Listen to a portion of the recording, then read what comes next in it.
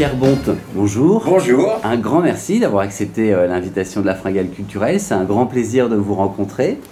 Alors c'est notre toute première fois, pourtant vous avez fait mais vraiment plein de choses, comme quoi il n'est jamais trop tard pour se rencontrer. Aujourd'hui on se voit pour votre actualité, mais Petite France, c'est un livre qui est disponible depuis le 5 octobre aux éditions Fayard, donc en librairie depuis le 5 octobre. Et dans vos Petites France, vous vous êtes amusé à parler des régions, et ces Petites France font la Grande France, si j'ai tout compris. Exactement, oui. Ce que j'ai fait, c'est un clin d'œil à ces provinciaux qu'on est tous, plus ou moins, à une, deux ou trois générations peut-être en arrière.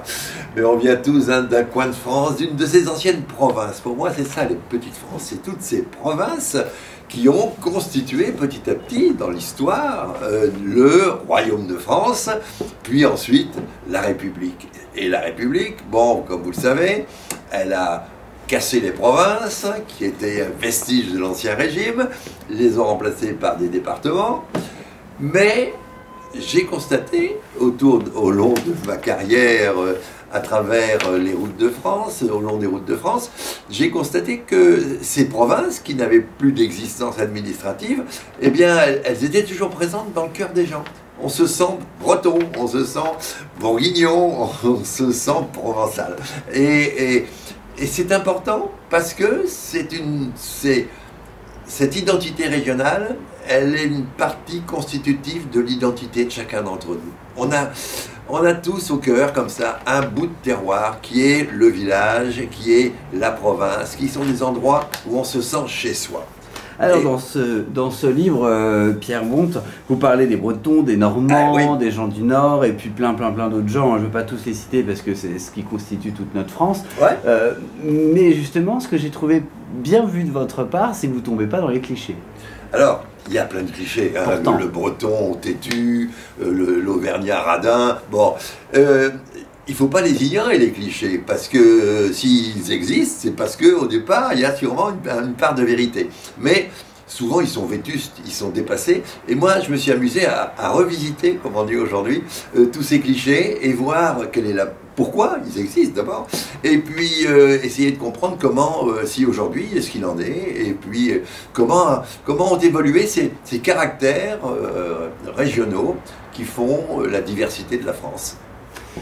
Pour faire ce livre, vous êtes appuyé sur tout ce que vous avez fait auparavant, parce que vous avez visité plus de 4000 communes, j'ai pu lire ça. Hein. Et j'ai rencontré des milliers de gens de tous les coins de France.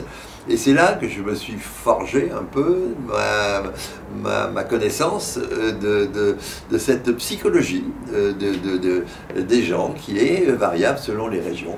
Moi, j'arrive du Nord, je suis né à Péranchy, une bourgade des environs de Lille, dans une banlieue industrielle. Donc je ne suis pas un homme de la campagne, je suis né à l'ombre des cheminées d'une usine textile où travaillait mon père. Et j'ai découvert la France, moi, grâce à l'émission Bonjour Monsieur le maire, qui est une émission qui a démarré en 1959 sur les ondes d'Europe 1 et qui consistait à présenter chaque matin, sous forme de reportage, d'interview, un petit village, une des 36 000 petites communes françaises. J'ai découvert la France comme ça et j'ai découvert cette diversité extraordinaire qui a fait que je me suis jamais lassé. Souvent on me disait mais t'en as pas marre de parler de la France, des villages? Eh ben non, parce qu'il y a une telle variété de mode de vie, de cuisine, d'architecture, etc. et de tempérament, que non, je suis toujours ravi et amusé de les parcourir. Alors c'est très intéressant votre bouquin, parce que d'ailleurs vous mettez avec l'éditeur, nous sommes tous des provinciaux. Oui, et aujourd'hui, parce qu'aujourd'hui, ce qui est relativement nouveau, c'est que les Français revendiquent leur identité régionale.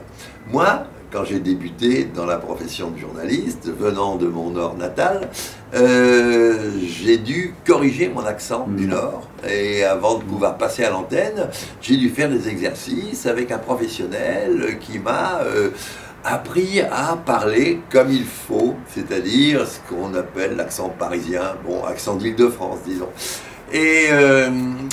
Et on avait à l'époque un peu honte d'être provincial. On n'avait qu'une ambition, c'est d'avoir l'air d'un vrai Parisien. Et aujourd'hui, au contraire, les esprits ont évolué. On a pris conscience de la richesse de ces provinces. Et aujourd'hui, je crois que tout le monde est fier de dire qu'il est breton, qu'il est savoyard, qu'il est gascon. Et il a raison d'être fier, parce que voilà, c'est une part de son identité.